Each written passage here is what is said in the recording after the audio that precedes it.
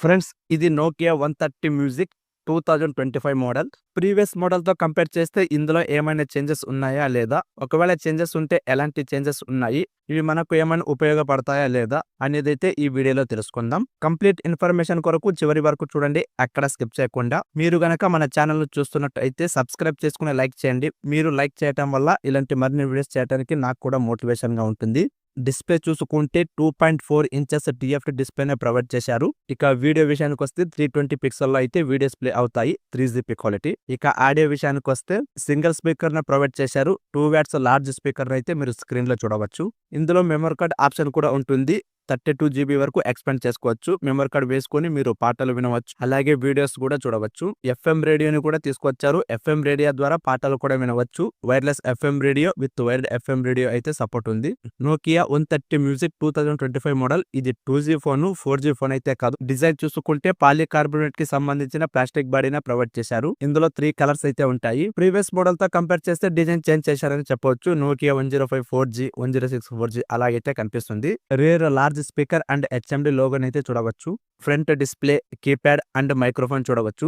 ఆ బటన్స్ చూడటానికి 3D buttons మాదిరి చాలా అట్రాక్టెడ్ గా కనిపిస్తున్నాయి. యూజ్ చేయడానికి చాలా బాగుంటుంది. ముఖ్యంగా సూపర్ సిటిజన్స్ కు ఇది చాలా బాగా హెల్ప్ అవుతుంది. Right side music play back button and forward buttons అయితే చూడవచ్చు. దీన్ని కొత్తగా తీసుకొచ్చారని చెప్పవచ్చు. మనం ఎప్పుడో పాత నోకియా మొబైల్లో చూసాము. మళ్ళీ ఈ మొబైల్లో తీసుకొచ్చారు. ఇది సంగీతం వినడానికి అయితే చాలా బాగా హెల్ప్ అవుతుంది. లెఫ్ట్ సైడ్ ఏమీ ఉండదు. టాప్ వచ్చేసి డ్యూయల్ టార్చ్ లైట్ అయితే తీసుకొచ్చారు. మామూలుగా ప్రతి ఒక్క మొబైల్లో కూడా మనకు సింగిల్ టార్చ్ లైట్ ని తీసుకొచ్చి ఇందులో డ్యూయల్ టార్చ్ లైట్ ని అయితే తీసుకొచ్చారు.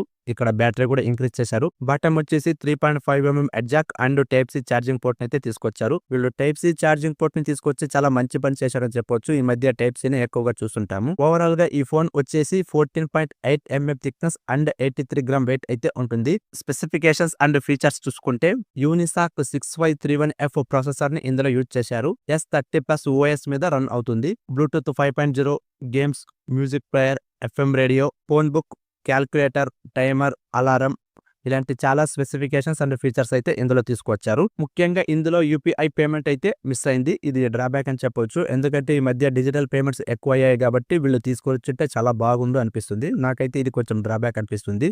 మీరు గనక UPI పేమెంట్ ట్రాన్సాక్షన్ కోసం ఈ ఫోన్ ని చూస్తున్నట్టయితే స్కిప్ చేసేయండి. ఇది మీకోసం కాదు.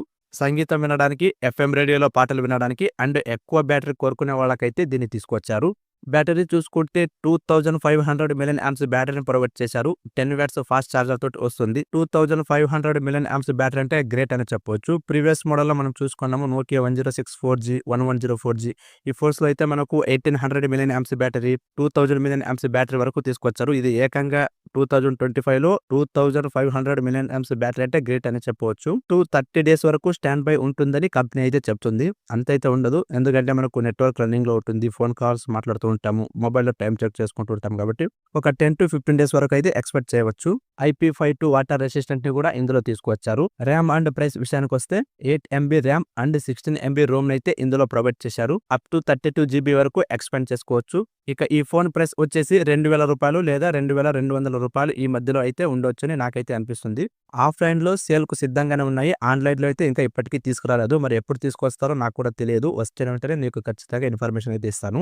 ఈ 2000 బడ్జెట్ లో తీసుకోవచ్చు అంటే నోకియా లాంటి బ్రాండ్ కోసం తీసుకోవచ్చు. ముఖ్యంగా బ్యాటరీ కోసం తీసుకోవచ్చు. పాటలు ఎక్కువగా వింటాము, FM రేడియో ద్వారా పాటలు ఎక్కువగా వింటాము అనే వాళ్ళు కూడా తీసుకోవచ్చు. కానీ ఇందులో డ్రాబ్యాక్ ఉందా అంటే ఎస్ ఉంది. నాకు ఇందులో UPI పేమెంట్ తీసుకుని వచ్చి ఉంటే చాలా బాగుండి అనిపిస్తుంది. అలాగే ఇది 4G కి అప్గ్రేడ్ చేసి ఉంటే కూడా ఇంకా బాగుండి అనిపిస్తుంది.